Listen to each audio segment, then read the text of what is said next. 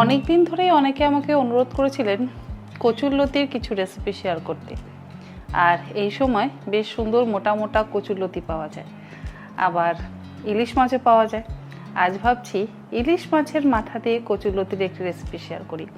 তাহলে দেখে নেওয়া যাক আজকের ভিডিওটি। প্রথমেই আমি লতিগুলোকে এরকম লম্বা লম্বা করে কেটে নিয়েছি, আর একটু মোটা লতি হলে না ভালো হয়। আজকের এই কচুরলতিটা আমি বানাবো ইলিশ মাছের মাথা দিয়ে, সেই জন্য একটা মাছের মাথা আমি এখানে ব্যবহার করছি। অল্প একটু লবণ দিয়ে আমি মাছের মাথাটাকে মাখিয়ে নেব। হলুদ গুঁড়োর ব্যবহার করছি না, আপনারা চাইলে অবশ্যই অল্প একটু হলুদ গুঁড়োর ব্যবহার করতেই পারেন। আমি হলুদ ছাড়াই শুধু লবণ দিয়ে মাছের মাথাটাকে মাখিয়ে মিনিট 5-6 রেখে দিচ্ছি। 10 মিনিট পর আমি রান্নাটা শুরু করছি। কড়াইতে দিয়ে দিলাম 2 চা চামচ পরিমাণে সর্ষের তেল। তেলটাকে খুব ভালো করে গরম করে নেব। তেল গরম হয়ে গেলে প্রথমেই আমি লবণ মাখিয়ে রাখা ইলিশ মাছের মাথাটা বেশ একটু কড়া করে ভেজে নেব।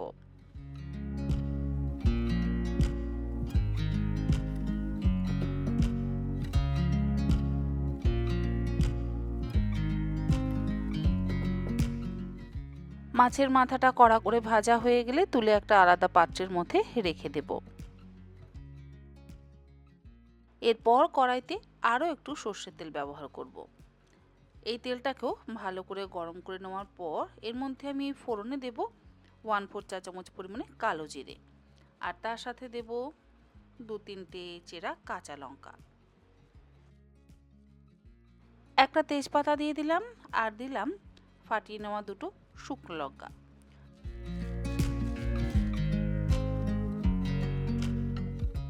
ফোড়নের থেকে যখন সুন্দর গন্ধ বেরোতে শুরু করবে তখন এর মধ্যে আমি কেটে ধুয়ে নেওয়া কচুর লতিগুলোকে দিয়ে দিচ্ছি। আর কচুর লতিগুলোকে দিয়ে বেশ ভালো করে মিডিয়াম টু হাই ফ্লেমে মিনিট 5-6 সময় ধরে ভেজে নেব।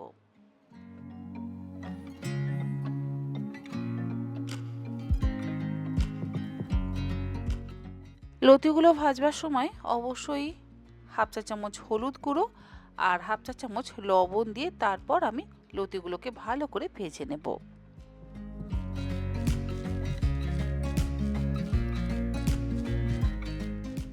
মিনিট 4-5 সময় ধরে লতিগুলোকে ভালো করে ভাজা হয়ে যাওয়ার পর এবারে ঢাকা দিয়ে গ্যাসের ফ্লেমটাকে লোতে রেখে আমি লতিগুলোকে একটু সেদ্ধ হতে দেব।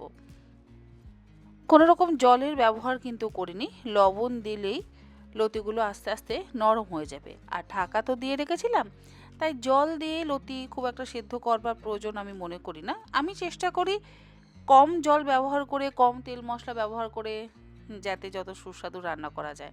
লবণ দিলেই কিন্তু সবজি থেকে যথেষ্ট পরিমাণে জল ছাড়ে, তাই খুব বেশি জল ব্যবহার করবার প্রয়োজন পড়ে না। এরপরে এর মধ্যে আমি 4 টেবিল চামচ পরিমাণে নারকেল কোড়া দিয়ে দিলাম। যাদের নারকেল কোড়া বা নারকেলের সমস্যা তারা নারকেলটাকে অ্যাভয়েড করবেন। তারপরে দিয়ে দিলাম ইলিশ মাছের মাথাটা, আর নারকেল কোড়াটাকে দিয়ে একটু ভেজে নিয়ে ইলিশ মাছের মাথাটা দিয়ে তারপর অল্প একটু জল ব্যবহার করছি, তা না হলে আবার শুকনো হয়ে যাবে। ভালো করে মিশিয়ে নিয়ে আবারও ঢাকা দিয়ে গ্যাসের ফ্লেমটাকে লোতে রেখে আমি লতিটা একটু সেদ্ধ করে নেব। 5 মিনিট ঢাকা দিয়ে রান্না করে নেওয়ার পর ঢাকাটাকে খুলে নিয়েছি, আর ইলিশ মাছের মাথাটাও তো বেশ নরম হয়ে গেছে। এবারে মাথাগুলোকে একটু ভেঙে দিচ্ছি, তবে খুব বেশি ভাঙবার দরকার নেই, তাহলে আবার কাঁটাটা বড্ড বেশি মিশে যাবে। অল্প একটু মাথাগুলোকে ভেঙে দিয়ে এবারে লতির সাথে ভালো করে মিশিয়ে একটু ভাজা ভাজা করে নেব।